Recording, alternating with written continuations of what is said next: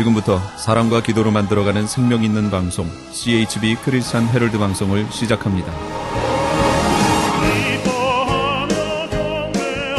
매일 새벽 4시, 매일 밤 11시 하루의 시작과 마무리를 함께하는 CHB 크리스찬 헤럴드 방송은 크리스찬 헤럴드 신문과 가장 인기 있는 기독교 정보를 담고 있는 www.christianherald.com과 함께 오늘도 성실하게 여러분 곁에 함께할 것입니다.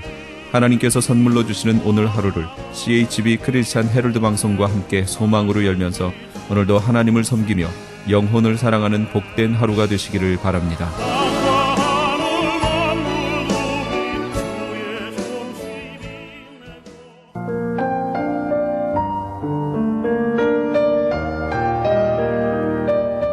영혼의 쉼터.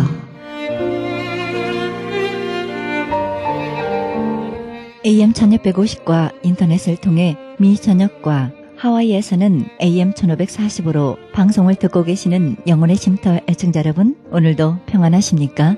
영혼의 쉼터 김수경 인사드립니다.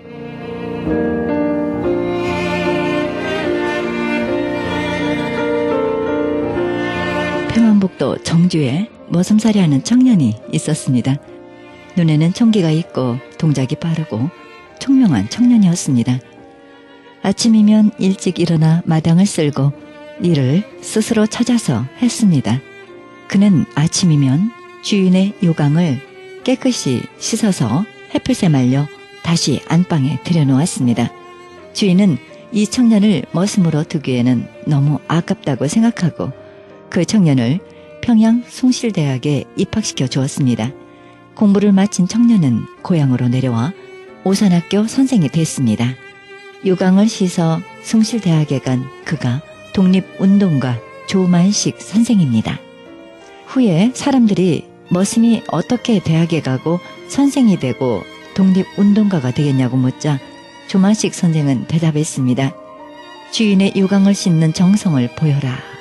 남의 요강을 닦는 겸손과 자기를 낮출 줄 아는 아량, 그게 조만식 선생을 낳게 했습니다. 새해에 여러분들 많은 결심하셨습니까? 낮은 자리에 처해서 겸손하게 하나님의 법을 배울 때 하나님은 하나님의 일을 맡겨주실 것입니다.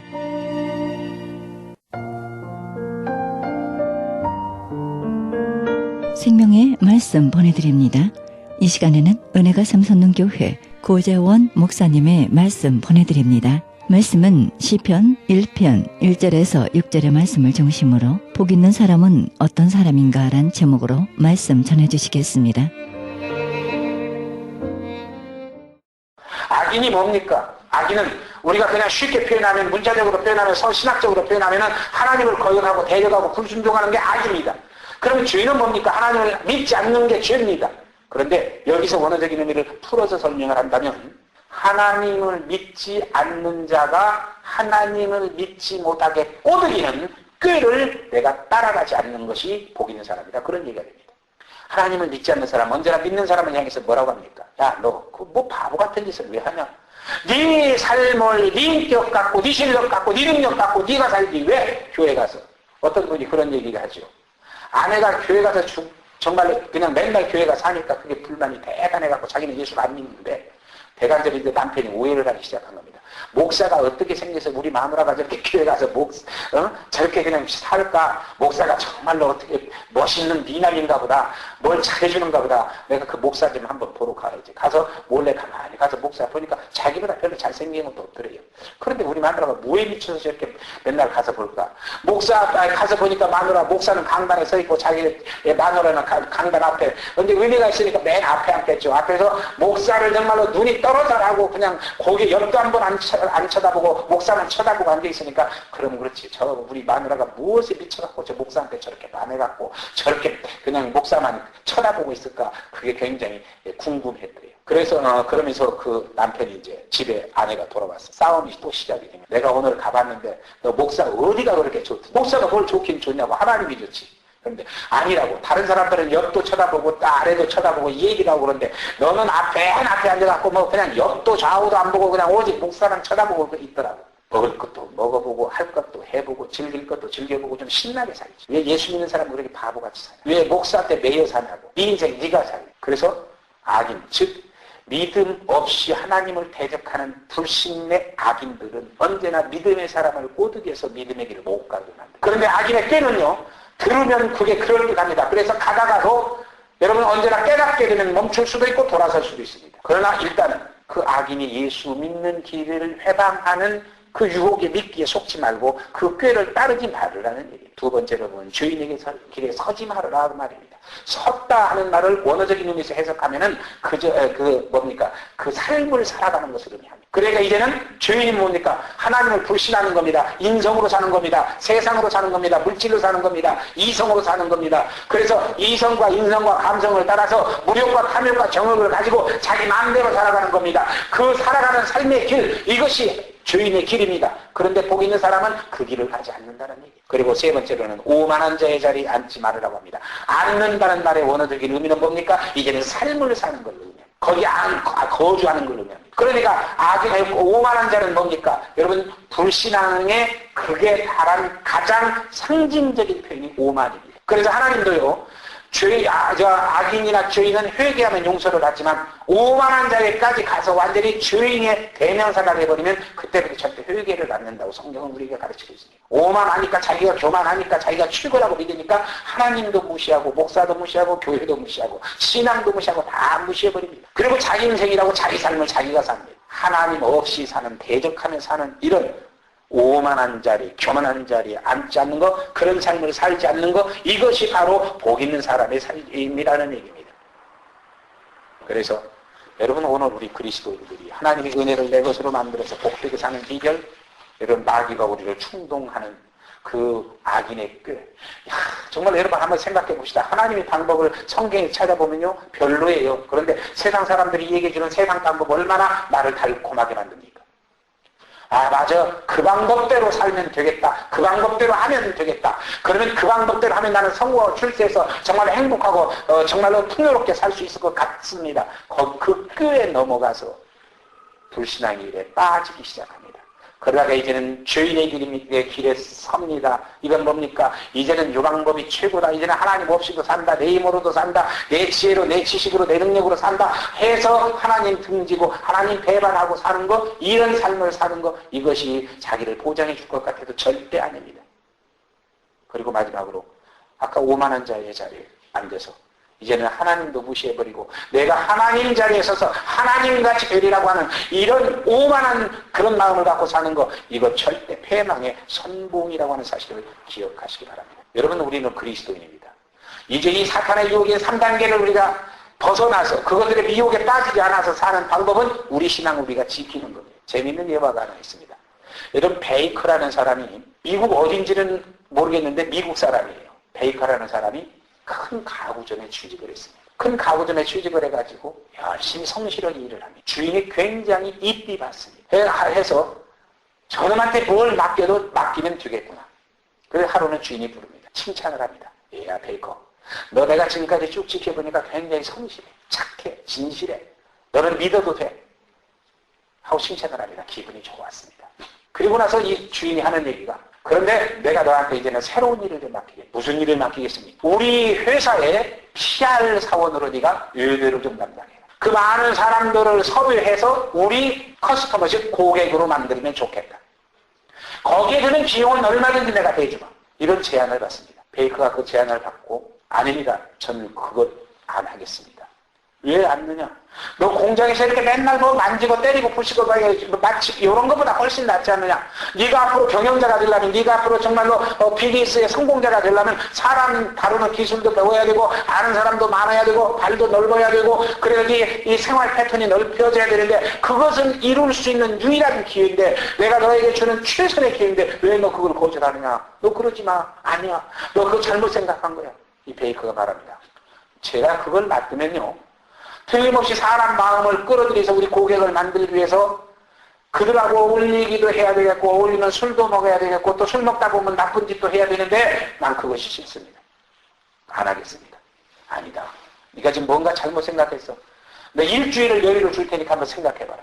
베이커 대답합니다. 저는 다 일주일 여유를 줄 거 없습니다. 저는 안 씁니다. 만약에 사장님이 끝까지 나더러 그걸 하란다면 나는 이 회사 사표 내겠습니다. 딱 끊어버립니다. 진짜 그러고는 사표를 내고 나갔습니다. 이제 이 주인이 중병에 걸렸습니다. 중병이 걸려서 이제는 죽음을 눈앞에 뒀습니다. 죽음을 눈앞에 두니까 그 부인이, 사장 사모님이 목사님을 좀 모시다 우리 뭐 기도를 하자든지 예배를 드리자든지 그렇게 요청을 했습니다. 아니면 유언을 하라든지. 그런데 이 주인이 병상에서 아니다. 목사님 모셔오지 말고 베이커를 데려와. 수소문에서 베이커를 데려옵니다. 베이커를 데려다가 한 마디 얘기합니다. 내가 너를 데려온 이유가 있다. 네가 끝까지 믿음을 지켜서 나를 예수 믿고 그러자 베이커가 와서 이 얘기를 하다가 복음을 전하기 시작합니다. 복음을 전하니까 이 주인이 예수를 믿고 영접을 합니다. 그래서 구원을 받습니다. 구원을 받고 나서 하는 얘기가 네가 끝까지 믿음을 지켰기에 내가 너를 통해서 구원을 받았다. 내가 이제는 죽음을 눈앞에 뒀다. 이 회사를 내가 너한테 주마. 네가 경영해라. 네가 지금까지 해오던 그 진실함과 성실함만 가지고 이 회사를 운영해 나간다면 이 회사는 얼마든지 네가 키울 수 있고 너는 성공할 수 있고 이 회사를 베이커에게 넘겨줍니다. 이것이 뭡니까? 믿음을 지킨 자의 진실이 인정받은 열매라는 겁니다. 여러분 만약에 우리 세상적으로 한번 여기 젊은이들 한번 젊은이 사고로 한번 생각해 봅시다. 내가 성실하게 아무튼 지금까지는 살았어. 주인이 나를 인정했어. 이제는 사회부를 맡아갖고 이제는 사업을 얼마든지 키울 수 있는 지적으로 뭐 지혜든 능력이든 실력이든 키우게 만들 길이 열렸어. 그러면 열이면요. 열이 다 9은 아니면 11은 그걸 다 받아들일 겁니다. 주인이 돈은 대주겠다 섭외할 겁니다. 술도 마시고 할지 못할지 다 해가면서 내 사람 만들려고 몸부림칠 겁니다. 발판 넓히려고 몸부림칠 겁니다. 세상에는 그렇게 사는 사람들이 전부입니다. 그렇게 사는 사람이 끝까지 성공합니까? 한때 그 사람으로 인해서 어떤 이익을 얻어도요. 다시 날아가버립니다. 한때 그런 방법으로 써서 성공을 해도요. 다시 실패가 옵니다. 절대로 완전한 성공을 이룰 수 없고 행복할 수 없습니다. 그런데 이 베이커는 믿음을 지켰기에 행복을 얻었고 성공을 얻었다는 사실을 이해하는 말이 되고 있습니다. 우리 세상으로 볼 때 조금은 어리석고 바보 같아 보여도 믿음을 지킵시다. 아멘이십니까? 예. 내 믿음을 굳게 지킬 때 하나님이 나를 기억하시고 내 믿음을 지킬 때 하나님이 나를 책임지시고 내 믿음을 지킬 때 하나님이 나와 함께 역사하셔서 나를 성공자, 승리자, 축복자 되게 만들어주시는 것 이것이 곧 하나님의 축복받은 복 있는 사람이고 그래서 이것을 하지 못하면 복 없는 사람이 된다는 얘기죠. 그래서 오늘 4절이야 6절은 뭐라고 말합니까? 복 없는 사람 그건 부정적이기 때문에 이 오늘 설교에서는 제가 구체적으로 안 다룹니다. 그냥 읽고만 넘어갑니다. 복 없는 사람 4절이에요. 악인입니다. 악인은 그렇지 않으며 오직 바람이 나는 겨와 같다 그랬습니다. 여러분 악인은요 안정된 삶을 살지 못합니다. 불안합니다. 언제나 요동칩니다. 근데 바다 물결 따라서 요동치는 겨자같이 이렇게 안정된 삶을 살지 못하고 삽니다. 이게 복 없는 사람입니다. 그 다음에 또 5절은 뭐라고 합니까? 그러므로 바로 이 악인은 심판을 견디지 못한다. 하나님의 분명한 마지막 불심판이 오는데 악인으로서는 그것을 절대 견디지 못합니다. 같이 타버립니다. 그리고 심판을 견디지 못하고 결국 의인의 혈중에 들지 못한다. 즉 믿음의 사람들이 가는 바늘에 끼지 못한다는 겁니다. 언제나 불신자 속에서 이게 살면서 멸망의 일을 한다는 얘기입니다. 그리고 마지막에 하나님이 인정하지 않아서 천국에 들어갈 수 없습니다. 영멸의 지옥에 들어간다는 얘기. 이것이 바로 1절에 신앙을 지키지 못하고 그 꼬임에 넘어간 악인의 결과라는 사실입니다. 그러니 여러분과 내가 신앙을 지키고 오늘까지 산다는 것이 얼마나 다행입니까?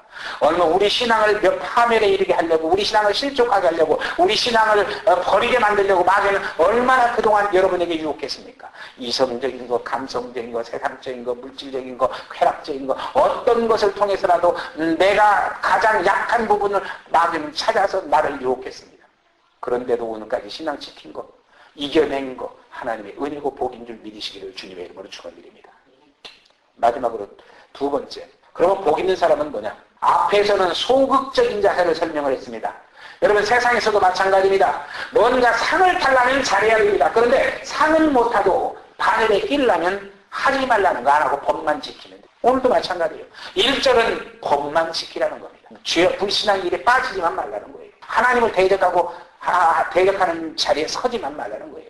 그런데 이제 그래갖고는 상은 못하죠. 그렇죠? 상을 타려면 뭐 해야지? 이제 뭔가 내가 해야 됩니다. 이게 상을 타려면 뭔가 해야 되는데 뭔가 하는 것이 뭐냐? 오늘 본문 2절에서 말하고 있습니다. 2절에서 뭐라고 말합니까? 오직 여호와의 율법을 즐거워하라 그렇습니다. 여러분 우리 저 사춘기 때 너나 할 것 없이 다 그렇습니다. 사춘기 때 제일 빠지는 깊이 빠지게 만드는 책이 무슨 책이죠?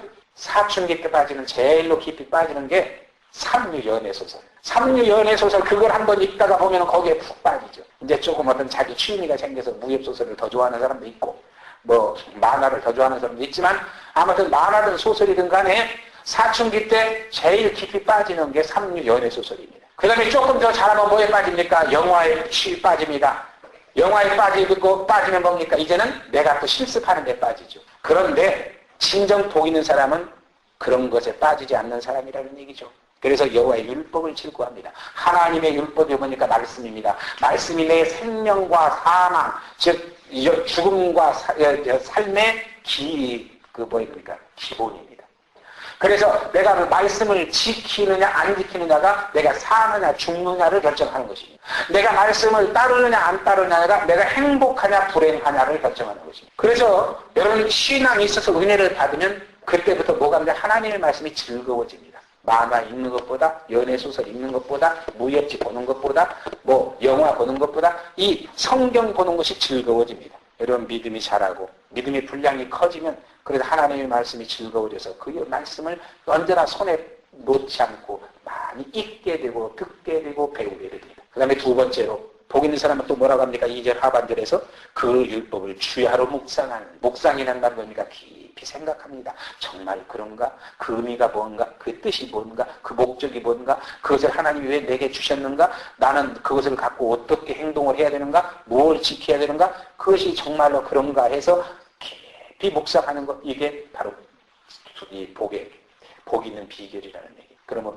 하나님의 말씀은 여러분 많이 듣고 읽고 배워야 됩니다. 설교를 듣고 성경을 읽고 성경 공부해야 됩니다. 그러나 나 혼자도 정말로 그런가 해서 그 말씀을 깊이 묵상해서 하나님의 뜻을 깨닫고 발견해야 됩니다. 이것이 복 있는 사람이 되는 비결이라는 얘기입니다. 정말 우리는 세상 것이 나를 절대로 행복하게 해주지 못합니다. 세상 것이 나를 복되게 해주지 못합니다. 그러므로 이 하나님의 말씀은 세상 어떤 학문이나 교훈보다도 하나님의 말씀은 세상 어떤 철학이나 사상보다도 더 심오하고 깊고 위대하고 정말로 아름답다는 사실을 기억하고 깨달으면 복일 줄 믿습니다. 그래서 이제는 그 복을 깨달아서 깊이 묵상해서 깨달음으로 인해서 그것을 내가 지켜 살고자 애쓰고 힘쓸 때 그 분량에 대해서 하나님이 논하지 않습니다. 네가 얼마나 업적을 이루느냐 그건 논하지 않습니다. 네가 그 말씀을 지켜서 이루려고 애쓰고 살았느냐 아니냐 그것이 믿음으로 사는 삶이냐 아니냐를 결정하는 것이고 그 믿음으로 살면 하나님이 책임져 주셔서 그 사람은 어떻게 해주신다는 얘기입니까? 오늘 보면 3절에서 저는 시냇가에 심은 나무가 같이 만들어 주신다. 여러분 그냥 가만히 생각하면 시냇가에 심은 나무가 뭔가 이런 생각할 겁니다. 보세요. 여기 특히나 광야하는 날입니다. 이게 실감나는 얘기. 초목이 수목이 물이었기 때문에 제대로 자라지를 못합니다. 그런데 시냇가는 물이 흐르는 냇가를 의미해요. 그래서 냇가에 심기운 나무는 얼마나 뿌리가 깊이 내려서 수분을 마음껏 빨아들이고 그 강가에 있는 그 퇴적물 속에 있는 영양분을 제대로 빨아들이고 여러분 시냇가는 큰 나무가 없어요. 그래서 그늘지름이 없어요. 그러니까 위에서 내려주는 태양을 그대로 받아서 나무가 필요한 걸 다 갖추고 사니 얼마나 무성하게 튼튼하게 잘 자라게 되냐. 하나님이 그렇게 만들어 주시는 겁니다. 그리고 나무와 무성하면 뭡니까? 두 번째로 보면 뭐예요? 시절을 주차 과실을 맺는다. 여러분 열매가 맺혀할 때 열매를 맺게 해주신다는 겁니다. 이것을 오늘 우리 인생에 한번 적용시켜 봅시다. 한 달 내내 고생했어요. 그런데 내가 고생하는 사업이 아니면 오너가 잘못했던 어쨌든 간에 사업이 부실해서 월급을 못하고 그랬어.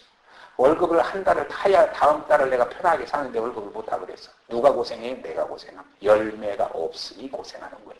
사업을 애써서 갖고 나갔어요. 그런데 어느 한 날 이 불경기든 어쨌든 간에 뭐가 원이 됐든지 간에 사업이 무너져 버렸어. 문을 닫아버렸어.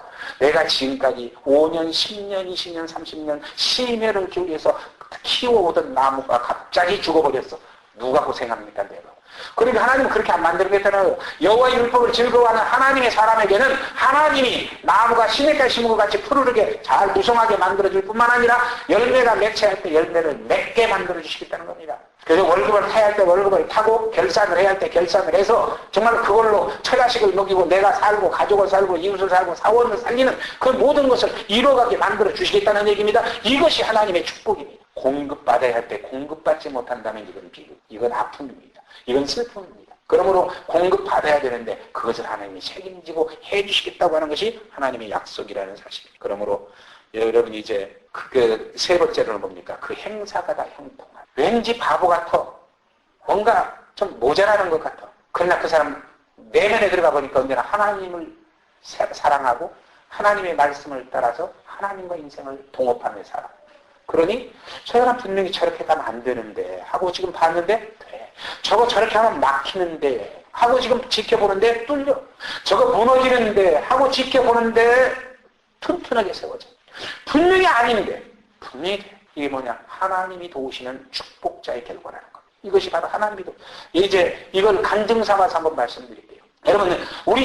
여러분 신앙으로 사는 얘기니까 오해 없이 들으시기 바랍니다. 여러분 지금 이제 우리 가정이요. 만약에 여기 집세를 1,800불에 여기를 들어왔어요. 다 아는 얘기니까. 1,800불 우리 낼 돈이 없었어요. 그렇죠? 기석이 결혼해서 분가해갖고 딱 생활비 되는 거 끊어버렸지. 사무엘도 떠나가서 끊어버렸지. 은미 떠나가서 끊어버렸지. 지금 도우하고 은하하고 내는 것 가고 공과금 내면 딱 맞아. 1,800불을 낸다면 우리 1,800불 매달 빚 져야 돼. 그러면 여기 진즉 나갔어야 돼. 그런데 이 사정을 하나님 아실까요? 모르셨을까요? 고재원 목사가 지금 당해야 할 상황을 하나님이 아셨을까? 모르셨을까? 아셨어. 아시니까 어떻게 해요? 공짜로 살게 만들어주잖아요. 아멘 안 해요? 할렐루야 아멘. 내가 자식들한테 아쉬운 소리 안 했어. 너 돈 내야 살지 않냐? 이런 소리 안 했어. 기도했어. 그럴 때 하나님이 공짜로 살게 만들어줘. 엊그저께 갑자기 지난 11일 날 이게 경매 들어간다고 딱 통보가 왔어. 다른 집들은 아직 양쪽 옆집은 조용한데 우리 집만 곧 통보가 딱 왔어. 아, 하나님 쉽게 떠나라는가 보다 하고 그렇게 생각했어. 아무 표현 안 했어. 그렇게 생각하고 있었어. 그리고 이제 11일 날이 지나서 한 열흘이 됐지. 그래서 결과나 좀 알아야 되겠다 하고 결과를 봤어. 그랬더니 입찰이 안 돼버린 거예요. 앞으로 최소한 6개월 이상 있다가, 아니, 길면 6개월, 짧으면 3개월에서 6개월 후에 다시 재입찰을 한다는 거예요. 경매를 한다는 거예요. 그럼 그때까지는 보장이 된 거예요. 이제는 주인이 돈 받으러 오는 거 걱정할 필요도 없어. 이미 넘어가 버렸으니까 주인도 돈 받으러 안 와. 여러분 이것을 제가 간증을 하면서 조심스럽게 얘기하는데 하나님은 정말로 내가 어떻게 살든지 간에 당신이 기쁘게 하는 삶을 살고 있는 이 목회자를 위해서 그 문제를 해결해 주시기 위해서 역사하셨다는 사실을 믿습니까? 이게 바로 하나님의 도우심이라는 거예요. 내가 얼마든지 할 수도 있었어요. 야, 너 3회, 너 그러면 돼? 너 거기서 그러면 돼? 나 부모는 어떻게 살으라고? 너 고음이 그러면 돼? 과거에 1,000불 냈던 그러면 500불에도 갖고 와. 아니면 700불에도 갖고 와. 해서 그거 만들어 채워주면, 지금 할머니가 살고 아버지가 살고 어머니가 부모가 사는데 어떻게 하겠어? 갖고 와지, 지네들이. 그러나 분가해서 사는 삶, 미국이 어렵다는 거 알고 내가 절대 결혼해서 일단 집을 나가면 다시는 저들이 부모를 효도하는 마음을 갖고 돕는다면 나는 할렐루야.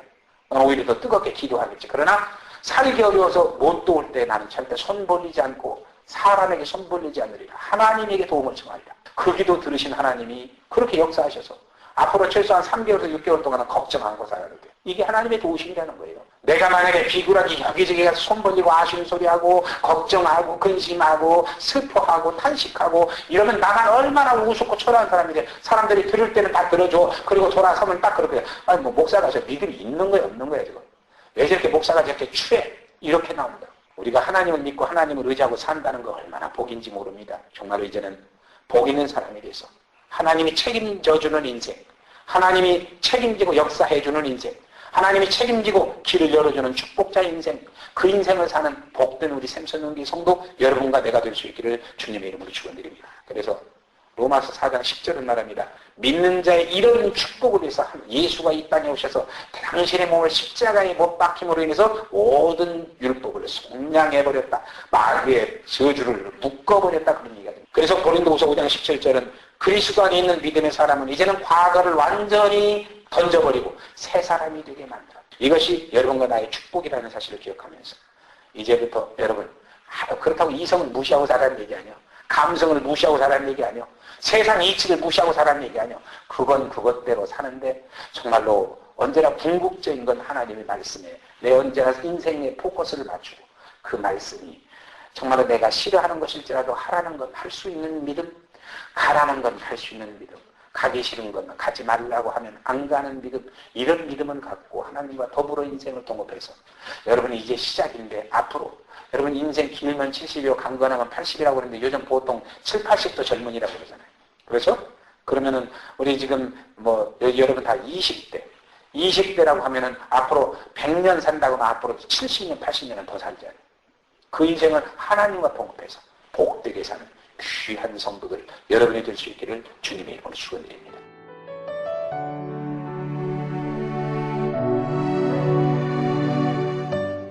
지금까지 은혜가 샘솟는교회 고재원 목사님께서 말씀 전해주셨습니다. 은혜가 샘솟는교회는 1136 사우스 캔모아 에비뉴 LA에 위치하고 있습니다. 신앙상담이나 좀 더 자세한 안내를 원하시는 분은 전화 213-215-6209 213지역 215-6209번으로 연락하시기 바랍니다.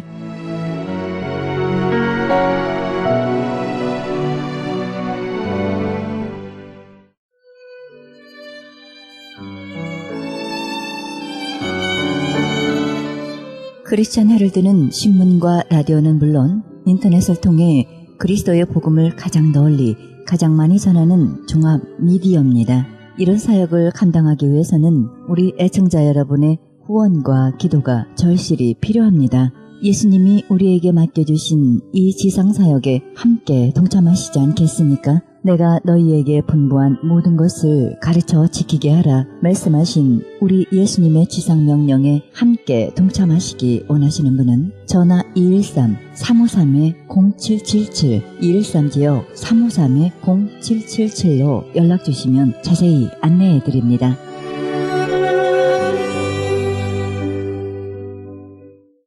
지금 여러분께서는 AM 1650과 인터넷을 통해 미 전역과 전 세계에서 하와이에서는 AM 1540으로 방송되는 크리스천 헤럴드 방송의 영혼의 쉼터 함께하고 계십니다. 방송 시간과 설교 편성표는 크리스천 헤럴드 신문 주간 편성표와 홈페이지 cheheraldus.com에서 확인하실 수 있습니다.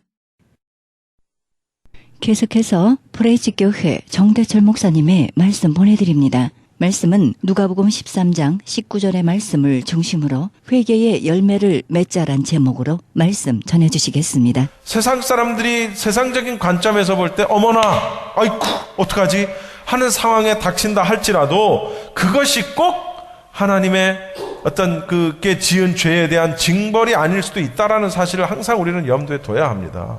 그러니까 어떤 사람이 주일날 안 와가지고 다리가 부러지니까 교회 안 오니까 다리가 부러지지 라고 함부로 말을 해서는 안 된다는 거예요. 그 사람을 정죄해서는 안 된다는 거예요. 갈릴리 사람들이 당한 재앙을 보고 사람들의 의도는 빌라도가 악하다라는 것을 말하고 싶은 것이 아니라 또는 그 죽임을 당한 갈릴리 사람들이 불쌍하다라는 동정심을 일으키기 위해서 동정심에 대한 어떤 출발해서 이 말씀을 예수님께 이런 말을 한 것이 아니라 아까 말씀드린 대로 인과응보 죄를 졌으니까 벌을 받았지 이런 관점에서 모든 재앙은 바로 죄의 결과로 인한 형벌이다 라는 점을 예수님의 입을 통해서 확인받고 싶어 했다라는 얘기입니다. 그랬더니 예수님께서 뭐라고 말씀하셨어요? 따라합시다. 누구든지 죄를 짓고도 회개하지 않으면 멸망할 것이다. 한 방 먹은 거죠. 누구든지 죄를 짓지 않고도 회개하지 않으면 멸망할 것이다. 포인트는 회개. 그러면서 뭐라고 말씀하시냐면 너희도 만일 회개하지 않으면 다 이와 같이 망하리라. 너희는 죄 없다고 생각하느냐? 그 사람들은 죄가 많아가지고 그렇게 죽었고 그럼 너희들은 죄가 없다고 생각하느냐? 아니라는 거죠. 2절 말씀에 나와 있는 것처럼 다른 모든 갈릴리 사람들보다 죄가 더 있는 줄 아느냐? 죽은 사람들이 이 사람들이 죄가 많아서 죽은 줄 아느냐? 천만에 만약에 누구든지 죄를 짓고도 회개하지 않으면 멸망할 거야. 너희도 만일 회개하지 아니하면 이처럼 멸망할 거라니까 라고 지금 예수님이 말씀을 하시는 거예요. 그러니까 빌라도에게 죽임을 당한 갈릴리 사람들을 보고 상대적으로 자기들에게는 죄가 없다라는 것을 과시하려고 했던 유대인들, 지금 종말에 대한 설교를 하시면서 회개할 것을 지금 막 설교를 하고 계시는 과정에 자기들은 마치 회개할 것이 없는, 죄가 없는 것인 양 의기양양했던, 과시했던 이 사람들에게 너희들도 마찬가지다라는 거죠. 너희들도 회개하지, 이 사람들이 너희들보다 죄가 많은 줄 아느냐? 천만에 너희들도 회개하지 않으면 이렇게 죽을 것이야 라면서 회개할 것을 촉구하시는 그런 말씀이에요. 이 말씀을 하시고 난 다음에 이번에는 예수님께서 직접 어떤 사고 하나를 언급을 하십니다. 4절, 또 실로암에서 망대가 무너져 치어 죽은 18사람이 예루살렘에 거한 다른 모든 사람보다 죄가 더 있는 줄 아느냐? 여러분 저를 보십시오.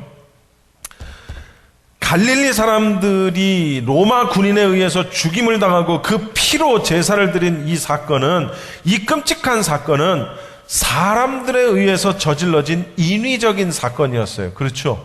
그렇죠? 로마 군인들의 칼에 의해서 인위적으로 일어난 사건이었다면 지금 예수님이 언급하신 이건 사고지, 사고. 실로암 망대가 무너져서 18사람이 거기 밑에 깔려 치어 죽은 것은 어떻게 보면은 이것은 사건이라기보다는 사고야. 우연적인 사고. 우연히 발생한 사고. 실로암 망대라는 게 뭐냐면은요, 그때 당시 예루살렘 성 밖에 세워진 망대인데, 총독, 그때 당시 빌라도가 총독이었는데 이 총독이었던 빌라도가 성전 자금을 빼앗아서 유용을 해서 만들었던 어떤 수로의 일부가 바로 이 망대였습니다. 그런데 이 망대를 세우다가 이 망대가 무너져서 밑에 있던 18사람이 망대에 치여서 그만 죽었다라는 사실이에요. 그런데 마찬가지로 유대인들은 이것도 이 18명이 죽었는데 이 18명이 역시 죄가 많아서 죽었다는 거예요. 죄가 많아서. 예수님이 직접 이 사고, 이런 상황을 말씀하시면서 지금 지적을 하시는 거예요. 왜냐하면 이게요, 원어적인 측면, 여기서 말하는 죄, 갈릴리 사람들이 죄가 많아서 그러느냐라고 말할 때 죄와 여기서 사고로 죽은 18사람이 죄가 많아 죽어서 그러는 줄 아느냐라고 말씀하신 그 죄가 달라요. 이게 바로 언어의 굉장히 중요성이죠. 이게 우리말로는 죄, 이것도 죄, 저것도 죄. 특별히 그 죄가 무슨 죄인지를 설명하기 전에는 그 죄가 무슨 죄인지, 같은 죄인지 다른 죄인지 몰라요. 그런데 원어는 달라. 이게 아주 굉장히 중요한 거예요.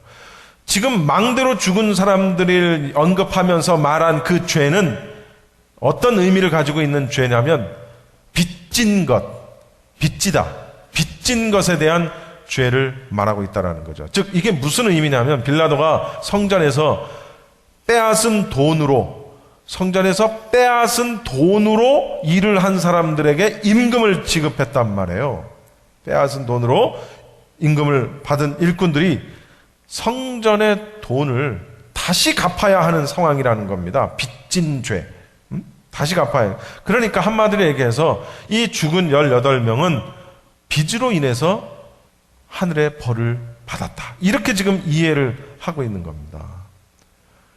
그런데 예수님께서는 이 사건도 단호히 말씀하시는 거죠. 여러분 5절 함께 봅시다. 5절 다 같이 시작. 너희에게 이르노니 아니라 너희도 만일 회개하지 아니하면 다 이와 같이 뭐하리라? 망하리라. 앞서 갈릴리 사람들 죽은 그 얘기하고 똑같은 얘기죠. 사건, 인위적인 사람의 칼에 의해서 죽은 일이나 망대에 치여서 사고로 죽은 일이나 다 그 사람들이 죄가 너희들보다 많아서 죽은 게 아니라는 사실을 지금 강조하시는 거예요.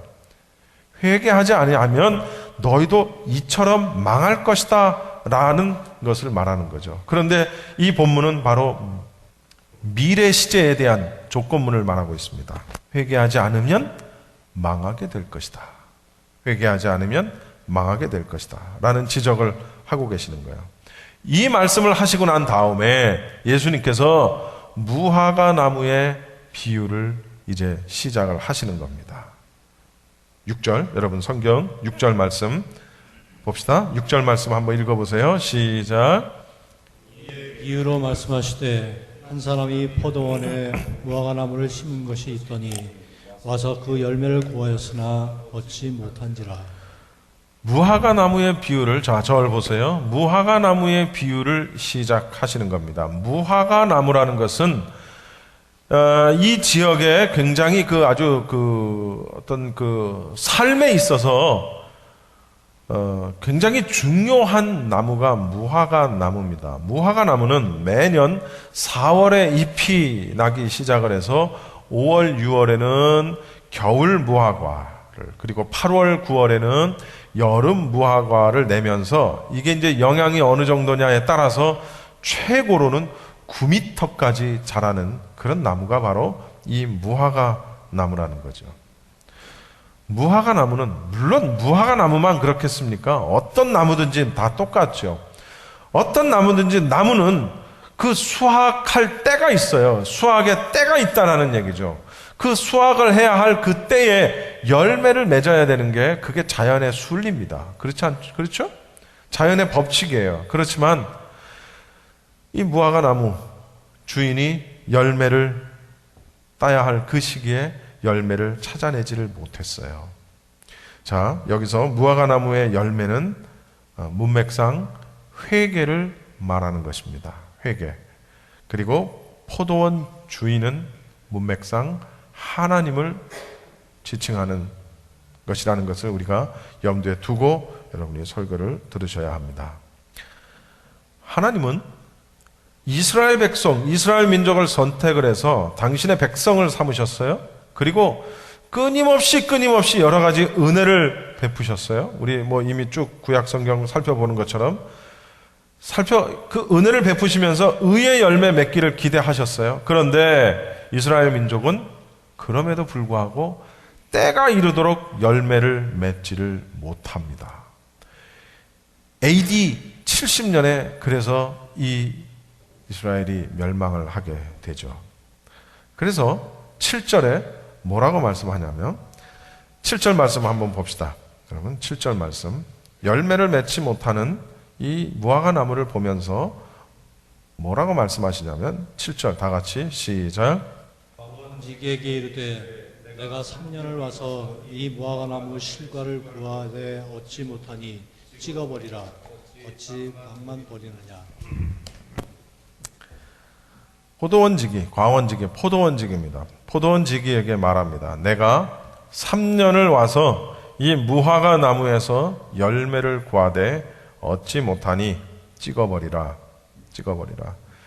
포도원 주인은 3년이 지나도록 무화과나무가 열매를 못 맺으니까 포도원지기한테 그 나무를 찍어버리라고 지시를 합니다. 3년이라는 것은 무화과나무를 심은 지 3년이 지난 시점을 말하는 것이 아니라 정상적으로 과실을 맺을 수 있는 때로부터 3년이 지나도록 지금 이 무화과나무가 열매를 못 맺고 있는 거예요. 그러면서 뭐라고 말씀하시냐면 땅만 버리게 하느냐 이렇게 지금 지적을 하세요. 이게 무슨 얘기냐면 무화과나무 자체도 열매를 맺지 못하는 데다가 이 무화과나무를 여기다 심지 않았다면 다른 나무를 심어서 더 유용하게 쓸 수 있는 땅이었는데 열매도 맺지 못하는 무화과나무를 심어놓고 3년이 지나도록 열매를 못 맺게 하는 걸 보니 더 유용하게 쓸 수 있는 땅을 이 무화과나무가 차지해 버렸고 또 심지어는 다른 식물에게 있어서 필요한 습기, 무기물 이런 것까지 이 무화과나무가 다 흡수해 버리면서도 열매를 맺지 못했다. 다시 말하면 다른 나무에 큰 해악을 끼쳤다라고 지금 말을 하는 거예요. 지금. 그래서 뭐 하라고요? 어떻게 하라고? 찍어버리라. 무화과나무가 열매를 맺지 못하니까 목적 달성을 하지 못하니까 포도원지기에게 시켜서 찍어버릴 것을 명하시는 겁니다. 무화과나무를 심은 목적은 열매를 얻기 위함입니다. 하나님께서는 우리에게 구원을 허락하시고 우리에게 의의 열매를 맺도록 요구하십니다. 할렐루야. 의의 열매를 맺도록 요구하십니다. 그러나 우리가 의의 열매를 어떤 사람은 맺기도 하지만 어떤 사람은 열매를 맺지 못하는 삶을 살죠. 회개하지 않는 것은 열매를 맺지 못하는 무화과나무가 땅만 버리듯이 또 자기만 잘못되는 것이 아니라 다른 사람에게도 좋지 않은 영향을 미치게 된다라는 사실이에요. 누가? 회개하지 않는 사람이. 찍어버리라는 그런 포도원 주인의 명령에 대해서 포도원 지기가 그 포도원 주인에게 말합니다. 8절 9절 말씀 보시죠. 제가 8절을 읽겠습니다. 여러분이 9절을 읽으십시오. 대답하여 이르되 주인이여 금년에도 그대로 두소서. 내가 두루 파고 거름을 줄이니 이후에 만일 실과가 열면 이오니와 그렇지 않으면 찍어버리소서 하였다 하시니라.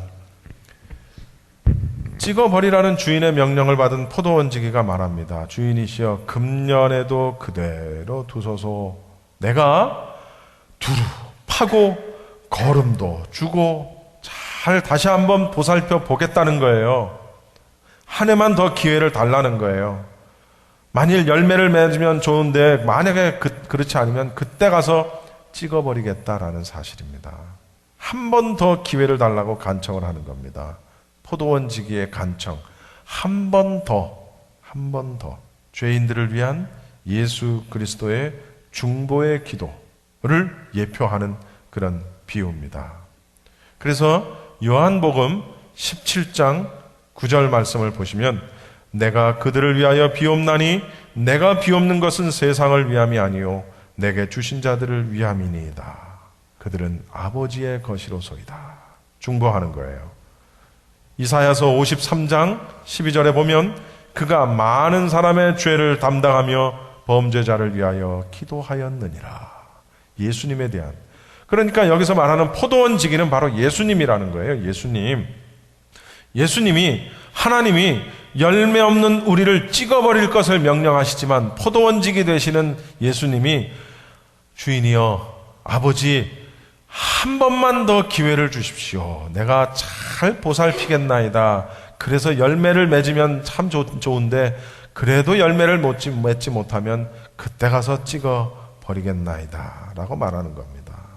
그런데요, 여기서 또 하나 중요한 사실이 있습니다. 그것은 그런 한 번만 더라는 그 간청, 그 시간이 우리에게 무한정 주어진 시간이 아니라는 겁니다.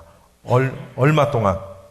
1년, 금년, 한 번, 한 해, 금년. 2013년도가 며칠 남지 않았어요? 2013년 한 해 동안 여러분 회개의 열매를 맺으셨습니까? 자, 저를 보십시오. 2013년 한 해 동안 저를 포함해서 여러분 모두 회개의 열매를 맺으셨습니까? 이게 마지막이라는 거예요. 마지막. 이게 마지막이 이렇게 중요하다라는 거죠. 마지막 기회를 주었을 때 열매를 맺지 못하면 찍어버리겠다는 거예요. 2013년은 이제 갔어요. 이제 뭐 다 간 거나 마찬가지죠. 그런데 열매가 우리에게 없어요. 예수님이 말씀하시는 거예요. 한 번만 더 기회를 주십시오. 그게 2014년이라는 거죠. 2014년. 2014년이 지나면 2015년이 있고 2015년이 지나면 2016년이 있고 여러분 누가 장담합니까? Who knows? Nobody knows. 아무도 몰라요. 2014년 지나고 2015년이 우리에게 주어질지 그 시간이 우리에게 또 주어질지 Nobody knows. 아무도 모른다는 거예요. 포도원 지기는 말하는 겁니다. 주인이여 한 번만 더 기회를 주십시오. 금년에 내가 거름도 주고 내가 정말 잘 돌보겠나이다. 한 번만 더 기회를 주십시오. 은혜의 기간에 살고 있는 우리들, 여러분 우리들도 그 심판의 종말에 이르기 전 또는 내 개인의 종말에 이르기 전에 회개의 열매를 맺어야 합니다. 따라합시다. 회개의 열매를 맺자. 여러분 저는요 구원의 확신만을 늘 설교 시간에 강조했어요. 오늘 죽어도 천국 갈 수 있습니까? 아멘. 그러면 천국 갈 수 있습니다. 그게 아니더라고요. 세례 요한께서 예수님 다음으로 가장 위대하다라는 소리를 들은 세례 요한께서 광야에서 외치는 그 소리는 하나밖에 없었어요. 무슨 설교를 기가 막히게 했던 게 아니라고요. 뭐 설교했죠? 회개하라 천국이 가까웠느니라. 그거 한마디였다고요. 굉장한 설교가가 아니었다고요. 하나밖에 설교 안 했어요. 천국이 가까웠는데 뭐 하라고요? 회개하라. 무작정 우리에게 시간이 주어지지 않았다는 사실을 우리는 심각하게 명심해야 된다는 거죠. 그렇지 아니하면 찍어버리소서, 미래에 있게 될 심판을 이야기하는 겁니다. 이스라엘은 AD 70년에 예루살렘의 멸망을 가져옵니다. 여러분, 복음을 받아들이지 않은 불신자도 그렇게 멸망할 것입니다. 교회는 다니지만 회개하지 않은 주의 백성들도 그렇게 멸망할 것입니다. 하나님의 진노의 날, 하나님의 의로우신 판단이 우리 앞에 나타나는 그 날에 임할 진노, 그 진노를 받지 않기 위해서 우리는 영적으로 깨어 있어야 한다는 사실입니다. 무감각해져 버린 우리의 영적인 상태를 다시 깨워야 한다는 사실이에요. 깨어 있으라, 깨어 있으라. 마지막 날 도적같이 호련히 도적같이 오시는 예수님을 만나면 그는 멸망한다라는 거죠. 깨어있는 자는 도적이 오는 거 들킬 수밖에 없어요. 잠자고 있으면은 도적이 오는 걸 몰라요. 그러나 깨어있는 자에게는 도적이 도적처럼 올 수가 없단 말이죠. 영적으로 무감각해져 버린 우리의 영적인 상태들을 우리가 살펴봐야 된다는 거죠. 예수님을 믿지 아니하는 자들에게는 회개함으로, 복음을 받아들임으로, 영적인 무감각해져서 마땅한 열매를 맺지 못하고 사는 우리에게는 열매 맺는 회개함으로 그 마지막 날에 임할 심판을 우리가 모면해야 된다는 사실입니다.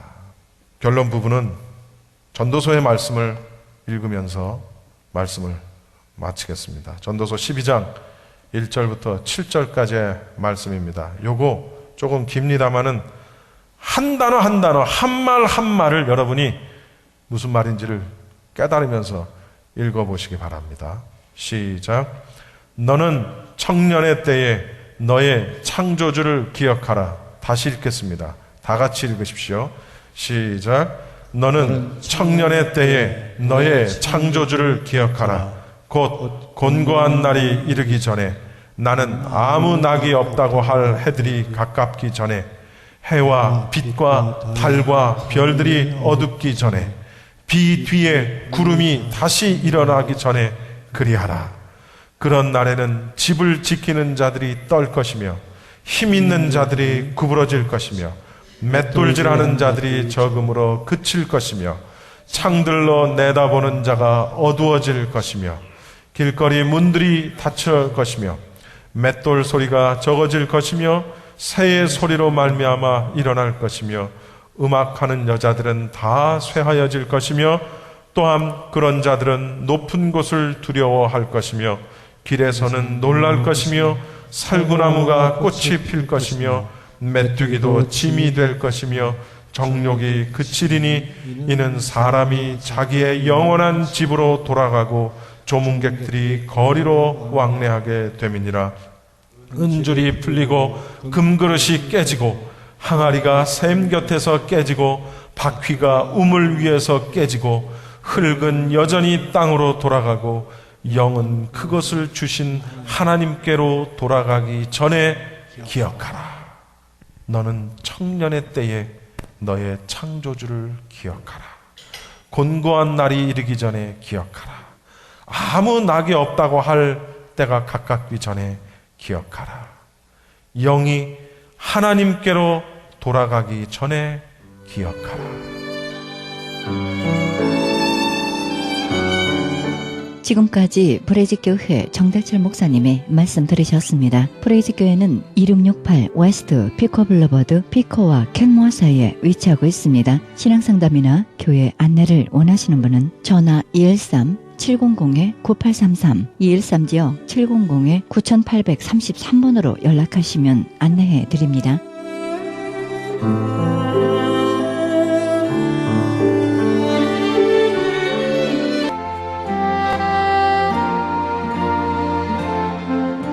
안녕하세요. 완도에서 온 김정두 목사입니다. 섬마을 무입탁 독거 어르신 섬김을 위한 사랑의 미역 나누기 운동에 적극 참여 바랍니다. 참여를 원하시는 분들은 714-501-2737, 714-501-2737로 연락 바랍니다.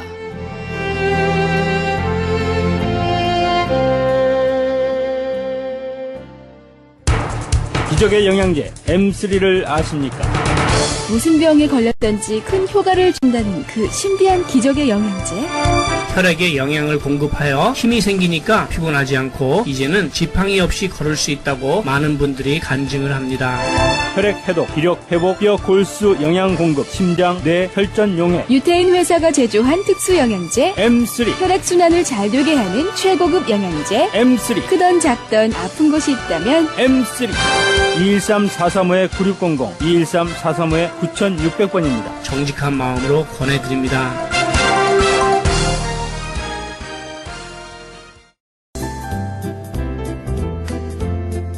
CHB 건강 칼럼. 안녕하세요. 청한의원의 김철 한의사입니다. 오늘은 전립선에 대해서 알아보겠습니다. 전립선 남성분들이 많이 걸리죠. 그리고 힘들어하고 또 나이가 들면서 전립선염뿐만 아니라 전립선 비대로 인해서 소변 보기가 많이 힘드는데요. 우리 한방에서는 의외로 굉장히 좋은 효과를 나타냅니다. 그래서 한방이 어떠한 이론으로 그렇게 전립선을 좋게 할 수 있는가에 대해서 오늘은 알아보는 시간을 갖겠습니다. 한방은 이 전립선을 예전에 고소로부터 고림, 노림이라는 이러한 범주에 들어갔습니다. 고림은 소변을 볼 때 정말 분비물이 나온다 이런 뜻이고요. 노림은 소변 보기가 참 힘이 드는 그러한 상황을 설명하고 있죠. 그래서 우리가 옛글을 보면서 한번 문헌을 살펴보면요. 소원방이라는 분이 쓴 제병원우론이라는 글에 보면은 이런 말이 있죠. 제림자, 신어, 방강, 열고야. 뭐 여러 가지 말이 많겠지만은 간단히 모든 이 소변에 관계되는 이러한 인병은 신의 기능이 허하면서 방광에 열이 나는 것이 그 원인이고 신이 허하면은 소변은 빨라지고 방광에 열이 있으면은 수기의 배출에 문제가 있을 수 있다. 이렇게 벌써 그 옛 사람들은 그 원인을 방광의 열, 또 습 이렇게 봤죠. 주단계라는 한의사가 쓴 글에도 소장의 어떤 유열즉 소변통이다. 소장에서 열이 있는 것도 소변에 문제가 있다. 그래서 소장 부위에 열을 많이 이렇게 좀 생각하는 부분이 많이 있었고요. 또 이 병에 대해서 좀 원인을 살펴보면은 그 생식기가 좀 불결한 상태로 예탁지사 상봉방광이라 너무 좀 불결하면은 그 방광으로 예탁 더러운 그 탁한 기운이 위로 침범한 원인이 되고 음주 과도 술과 이런 것이 너무 과도하게 되면은 그것이 또 원인이 되고 기식, 신라, 후미라 그 너무나 맵고 또 기름진 거를 많이 좋아진 것도 원인이 되고 그러면서 습열이 하초에 모여가지고 온결방광이라 그 방경의 기를 이렇게 뭉쳤을 때 그런 것이다 이렇게 얘기하고 있습니다. 그래서 이제 원인 치료를 해야 되겠죠. 그 중에 습열이 많기 때문에 소변이 이렇게 자주 보게 되고 보면서도 시원하지가 않고 열감이 있고 소변 색깔이 노랗고 어떤 분비물 같은 것도 나올 수가 있고 특히 그 회음부나 또 이런 남성 생식기가 내려앉은 듯한 그런 어떤 느낌도 있을 수가 있는데요. 그래서 원인 치료를 했을 때 놀라운 효능이 있습니다. 이제 한방에서 어떤 약을 쓸 때 원인을 주로 많이 보는데요. 그래서 이제 건비 익기시키면서 신이 허한 사람은 신 보호시키는 그런 약을 썼어요. 예를 들어서 소해양, 천년자, 왕불유양, 단삼, 지실, 목통, 차전자, 사삼 이런 약을 썼을 때 습열을 치면서 이뇨시키면서 해독시키면서 증상에 빠른 개선이 있고요. 우리 몸에 아주 편안한 느낌을 받을 수가 있습니다. 이 많은 분들이 어떤 항생제를 복용했을 때 증상의 개선이 있지만 항생제로 인해서도 계속적으로 소변시 불편하고 삭통이 있고 않고 이랬을 때는 한방적인 도움을 받아서 내 몸에 스베린, 기체증이 어혈인지 알아보고요. 그러면서 우리가 기혈증인 당사명 이런 약을 이뇨를 시키기 위해서 차전자지, 또 열을 끄면서 또 뭐 천하분, 창출, 주격, 황금, 의인, 소양 이런 약을 썼을 때 놀라운 효능이 있을 수가 있습니다. 즉 다시 말해서 우리 몸에 균형을 맞춰줘서 우리 몸 스스로가 모든 병마와 싸워 이기게끔 이렇게 해주는 것이 한방의 이론입니다. 그래서 전립선이 오래되시고 잘 낫지 않는 분들은 한방의 도움을 받는 것을 제가 추천해 드립니다. 오늘은 전립선에 대해서 알아봤습니다. 감사합니다. 지금까지 청한의원 김철 원장님이었습니다. 청한의원 전화번호는 LA 지역 213-385-5833, 오렌지 카운티 714-636-1412로 연락하시면 70% 할인 혜택도 있습니다.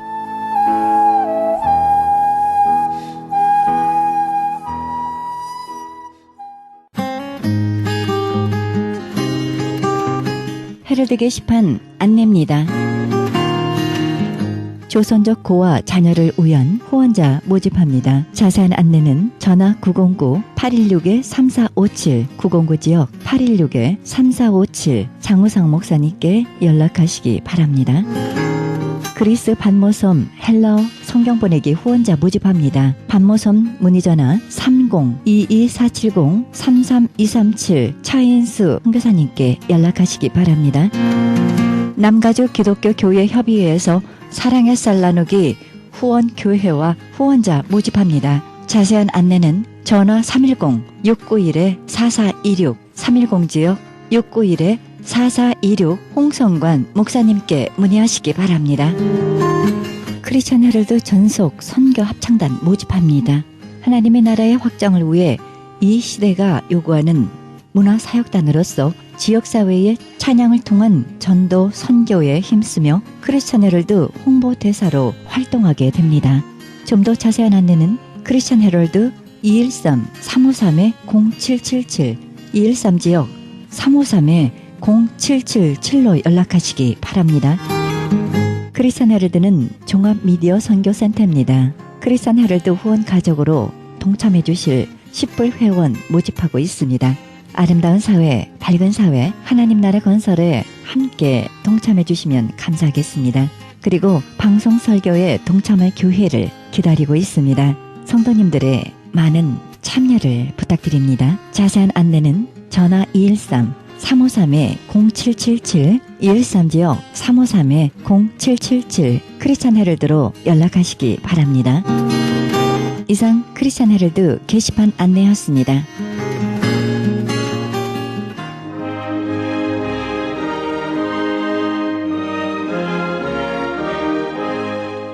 모든 은혜의 하나님, 곧 그리스도 안에서 너희를 부르사 자기의 영원한 영광에 들어가게 하시니가 잠깐 고난을 받은 너희를 친히 온전케 하시며 굳게 하시며 강하게 하시며 털을 견고케 하시리라.